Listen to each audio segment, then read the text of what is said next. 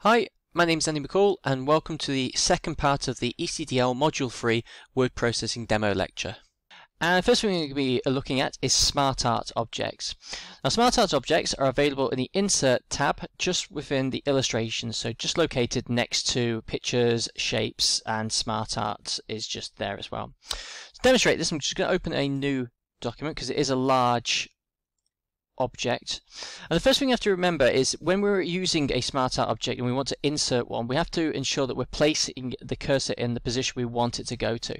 So this is a blank canvas. We can just and be aware that it's going to be going there. So we're going to click Insert and we're going to click Smart Art, and what we have is we have a host of options that are available to us. So process, smart art, graphics, for example we have pyramids, relationships, cycles. The only one we want to be concentrating on is the hierarchy organization chart. So we click hierarchy and then we click organization chart and then we click OK. And this is a really cool feature that allows you to scope a organization, so the positions, the individuals that are in it, and the layers and the levels that they work on. So when you do insert it, it always defaults with a head of the organization, and it has an assistant, and you have 3 individuals underneath just here. What to remember as well though is that if we was to click out the Smart Art object, you will see none of these here control the Smart Art object. If I was to left click just anywhere in the just here, you'll see your design and your format for Smart Art tools is available to you. As it's been selected, these control this here. So we can left click in here, in any of them, and we can start putting a Smith head. And we could have J Blogs as, I don't know, team leader 1, for example. If we want to get rid of a person or a text box within the organization chart, what we can do is we can left click any outside, so that only that one has been selected just there, and straightforward we can just press the delete key and it's gone for us. If we wanted to add an individual to the organization, if we want to place someone underneath, you'll see here we've got the head, which is A Smith, the head. We're going to left click, and in the design area to the left hand side, sorry, we're going to add shape, and we go to add shape below. And there you are, it's added it underneath. You may be thinking, why is it not added it above this here? What this is an assistant object because it's pointing away in between. So if I was to remove this object, we would have the head and we'd have the objects underneath.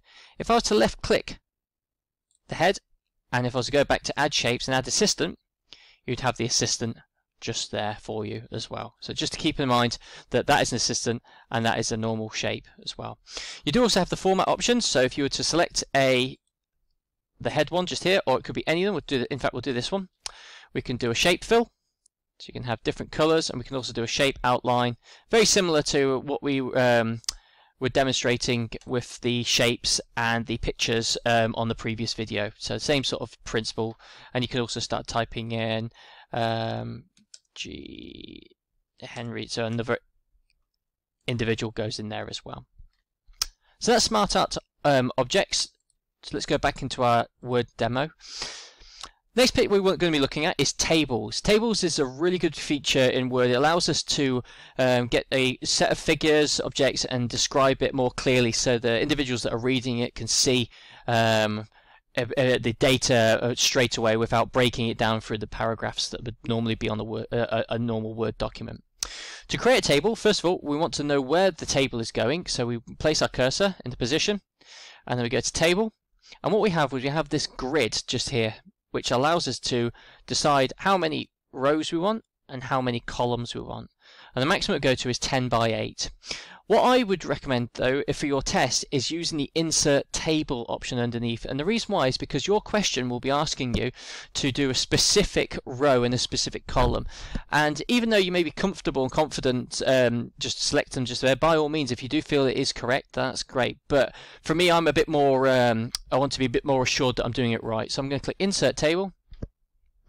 And it will say to there how many columns I want and how many rows. So if the question says 6 rows and 4 columns, and I click OK, There we are, everyone. It's created it just there for us. So that's our table available. Let's get rid of that. What you'll notice just underneath here, I've got an example. So there's a table here with 4 columns and 3 rows with some data in there. At the moment, none of these control this table.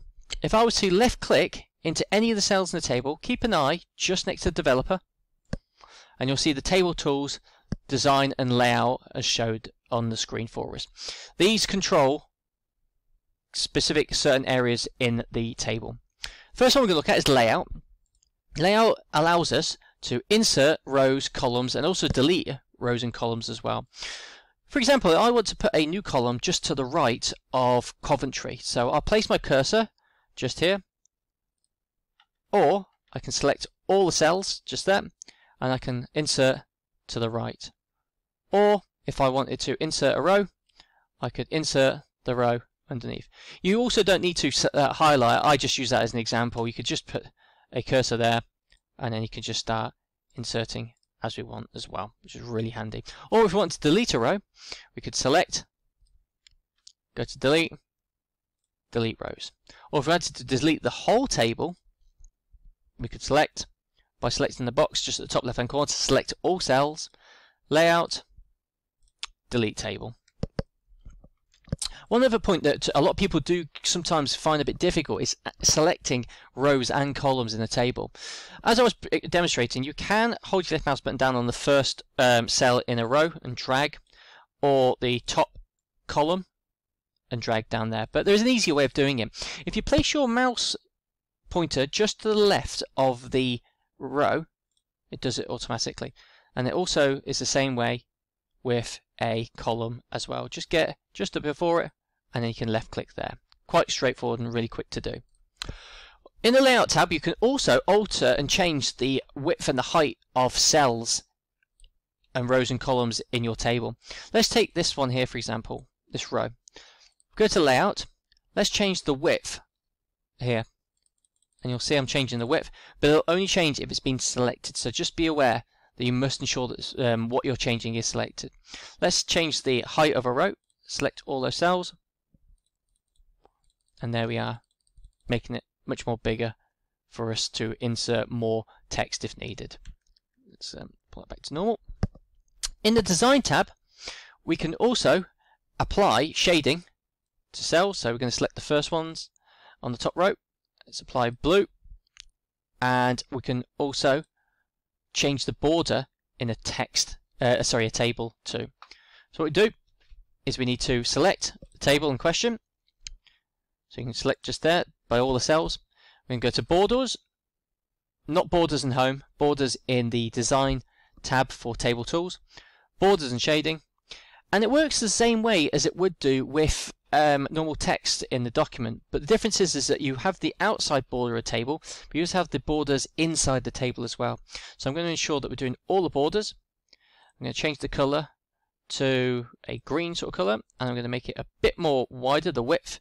Keep in mind as well, as I did state previously on the previous videos, whatever a question is asking you the specific size or the specific color, please ensure that you do select the ones that it's asking you. Do not lose points on areas that you know that you're confident with, but it's because of a selection phase that you're missing out on.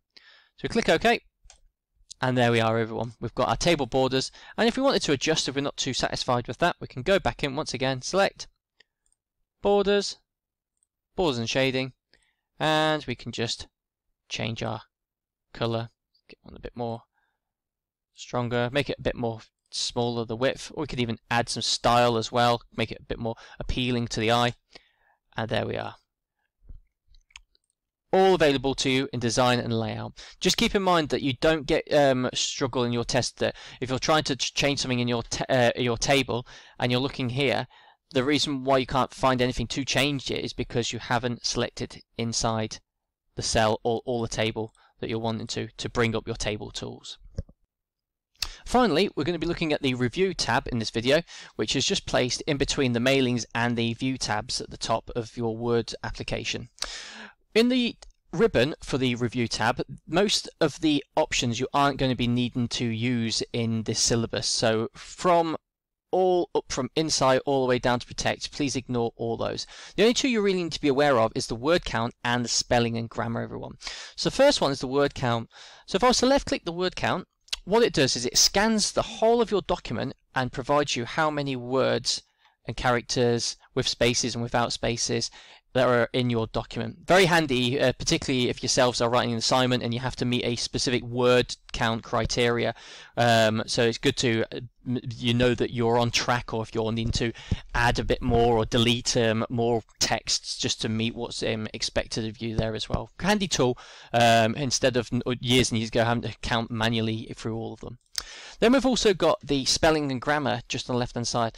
If we left click the spelling and grammar, what it does, it comes up to the right hand side and it will scan your document for any spelling errors that the dictionary that's built into Microsoft Word has found. And what it does, it finds the error. So the first one here has been highlighted, M-N-I-M-U-M, and it gives you suggestions of what to change. So we notice that that is incorrect, so we can click change, and then it moves to the next one.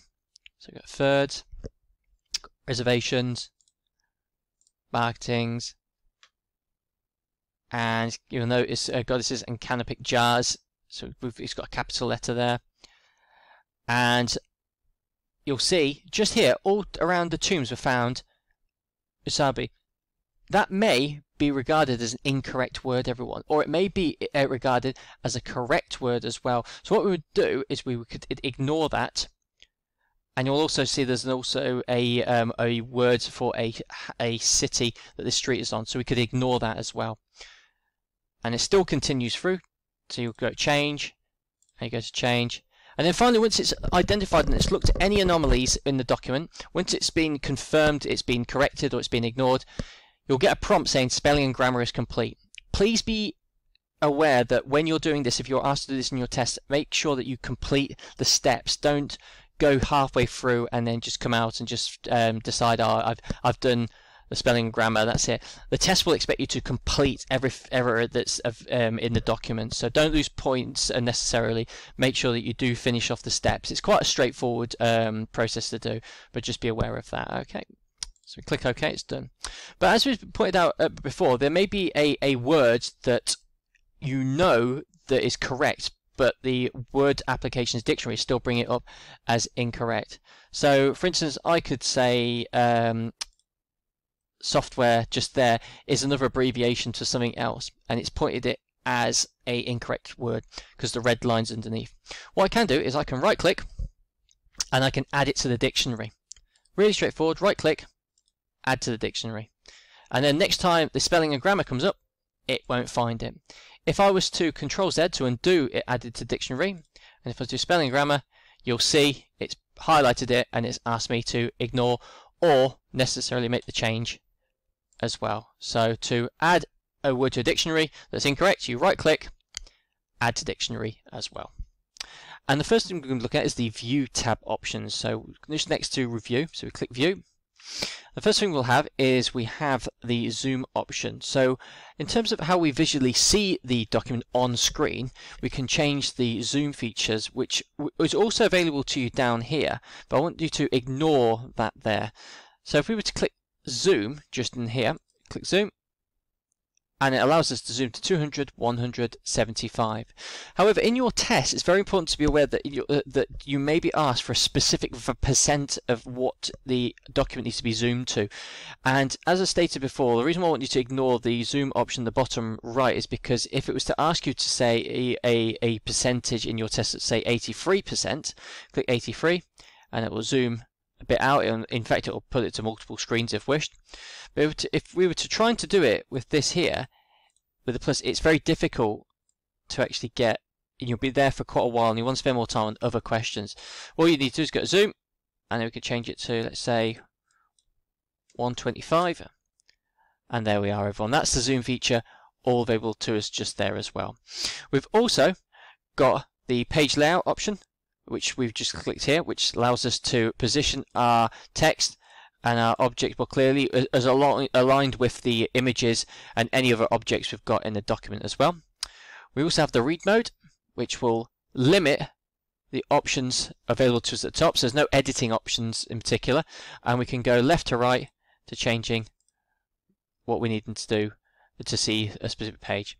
Then we also click the Edit Document option, which takes us back to the print layout which we were in previously. And then what we can also do is we can click the Outline option just here. Click Outline, and what it does, it displays our text, our paragraphs and tables as points just here, so that we can easily edit text without worrying about positioning and layout features with images or even smart art objects as well. So it's something to be aware of. Got that. And to close the outline view, you can click the X, close outline view, and just be aware that when you are in your test that it's asking for quick editing. You can also use the outline just to be assured that there's that option there as well. You may have seen previously in the video when we were doing the tab demonstration in the second video, we were also showing you how it was aligned, the tabs were to the ruler. It's really straightforward to bring up the ruler onto your Word application.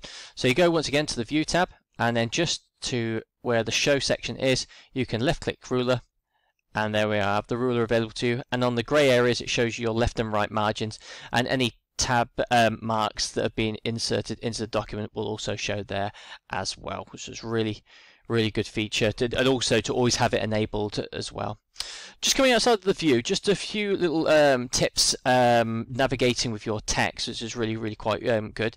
So if we were using any of these texts just here, so you see you've got a word as view and you've got tab there.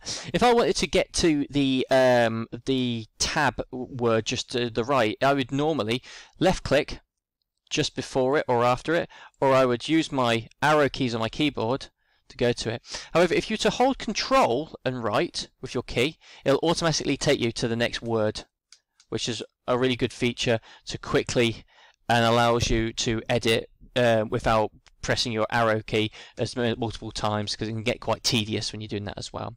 Another good feature is if you were to hold the Control button and press G on your keyboard, we also have the Go To feature, which is really handy if you have a document of quite a large volume of pages and text and you wanted to go to a specific page. So if I wanted to go to page, let's say page 2, I can click Go To and it'll automatically take me to page 2, which is going through that point there as well. So you've got the top, that bit there, which is really handy. So Go To, so Control G, let's go back to page 9. And it'll start right at page 9 where we were just at that point there as well. So it's a really good option to use too. Next tab we're going to be looking at is the Layout tab. So if we just go in between Design and References, once again we're not using Design References in this syllabus, so we're going to click Layout. And what we have is we have a whole set of options just here in the paragraph section and the page setup section just there. So we can click the margins. Now the margins will give us some custom margins that we can pre-select from, but we may be asking our test to only edit a left margin or a right margin or the top or the bottom margin. It may be different scenarios, but to whatever which one it is, you would click the custom margins, not the custom margins above, the custom margins right at the bottom just there. And that will allow me to change the left, right, top, down margins. So if you'll notice the left margin just here is around about 3 centimeters just there. Let's change it to 4 centimeters.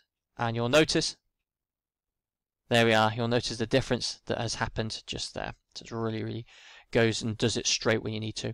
Another easy one is orientation. So normally it's a portrait orientation with a document, but you can change it to a landscape. Really straightforward. Does layout, orientation, landscape, and it does that there for you. Another one that you will highly get in your test as well.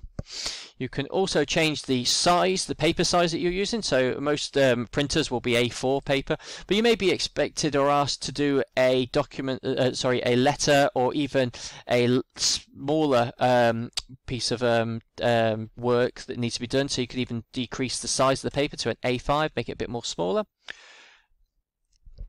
And we'll see that. And another good feature, which is columns, which really gives your document a bit more of a character with the text that's around it. So if you look at this paragraph just here, if we were to select the paragraph and we were to click columns, we could also change the columns to 2 just there. So even though we're typing away, it will go to the other side just there as well. Really handy feature that you can bring some character to a piece of text that may just be sitting there, but you might want to add a picture. You've got your columns there. But once again, just remember that to apply it, you must select the text there as well. Really important. Another interesting and really useful feature is the page breaks option. So for years and years previously, I was always, before I was given this knowledge, to create a new page on a document, I would always keep on pressing enter. Now if I was to show my marks here, you'll see when I press enter several times, it comes onto the next page. But what I don't want to do is keep on doing that, and I just want to immediately, after this paragraph, go on to a brand new page. So to do that, you can go to Layout, Breaks, Page Break. And then you aren't allowed to type in anything on that page after this, and then you'll go straight to the next page just there. Really handy. You can also do it by holding, you can place your cursor, the cursor where you want it, hold your control key and press enter, and it'll also do it there as well. Big one though that causes a lot of issue with a lot of individuals when they first see it, but they do get confident once they know correctly how to do it, is how to delete a page break. Very important to delete the page breaks is that you must have the show and hide on to see page breaks. I've seen a lot of people scattering around looking for it and they can't find it, and that's because the page break isn't on. So we enable the page break. We've got two here. Now I've got it just before, place my cursor, and I press the delete key. Place at the beginning, press the delete key, and that removes the page break for you, so it's not there. Really, really useful option in terms of managing and actually using a bit of common sense instead of pressing your enter key all the time just to get a new page. Also, we've got the hyphenation option, which is really useful. So if we've got a word that is not able to fill onto one line and you want to make sure that half of it is available on one part and then the next bit, we can apply automatic hyphenation. So keep an eye on this paragraph, just this area just here. And if we go back to layout, hyphenation, automatic, and you'll see the internal is now half of it, and it's also got a hyphenation just here, and it's got the rest on the next page, the next sentence underneath. If I was to remove hyphenation, it will make sure that the word is always intact. But if you do want it to go onto another page, you can apply it just by going to layout, hyphenation, and automatic just there. Really simple, and it also applies it to the whole document as well. So it's not just that paragraph, and you don't have to select a paragraph to do it as well. And then finally, printing area with Word, Microsoft Word. This is the same location you would go for the other applications that you may be using later in the ECDL. So we're going to go to File, Print. And what it does with print is it will allow you to have the print preview on the right hand side of what the pages will look like. Previous versions of Microsoft Word would ask you to press the print preview button. What we've got now is the preview on the right hand side, which is really handy. We also have how many copies we want to be printed. That's the copies, how many copies of the whole document that you're selecting. If you wanted specific pages, you could select and type in the numbers you wanted. So if I just wanted 2, and I do a comma and then 4, it would only print 2 and 4. If it was blank, it would be all of them. This is where we also select our printer. So we've got several printers available for us. And finally, we've got the print button, which is just there as well. So once that's pressed print, it will send it to the printer queue, and when it's ready, it will print out for us as well. File. Just at the end of the document, you'll see the area which is called Mail Merge. Just to briefly explain what Mail Merge does, is it allows you to take a list of names and additional information of an individual and bring it into your document. So instead of writing a letter, for example, for one person, the letter can be written and then you can add the names and their addresses or any information like a telephone number into your document. So once you've completed a Mail Merge, it will be able to produce the same letter but for several individuals that are from the data source. All the steps are just underneath on the document for your future reference as well, so you can go through all those. But what I'm going to do is I'm actually going to show you the steps using the mail merge folder that is available to you either on Aula or on your W drive that we mentioned in the first video to download. So if we were to go into the mail merge folder, what we have here is we have a mail merge job interview letter, and we also have interviews as well. If I just double click into the document just here, what we would have done is we've written a letter which is a ECDL officer interview confirmation to an individual. So what we can do is we need to insert our mail merge source straight away.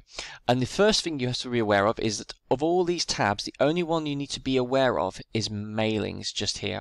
So click mailings, and we get into the ribbon of the mailings tab. You'll see everything excluding these areas here are all grayed out. So first of all, what we want to do is we want to ensure that we're going to start a mail merge, and we're going to set it as a letter.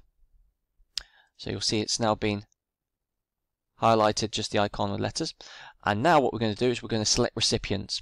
What select recipients is we're adding the data source into our mail merge. So we're going to click select recipients. We're going to use an existing list. And if I go to the mail merge folder, and you'll see we've got interviews just there. If I click open, immediately it will say select table. So for ours, it's only one worksheet just on the spreadsheet. So we can click OK. And now, once that's done, you'll see all the icons on the ribbon have now been made available to us, which means that we have inserted our data source into the document, and now we're able to insert our merge fields of where they need to go in the correct place. Just before we do that, if you were to click Edit Recipient List, it will show you from our spreadsheet file that we brought in, we've got 3 individuals just here, and you'll see we've got a last name, first name, a city, we have a first address, postcode, and also a date and time of when their interview is.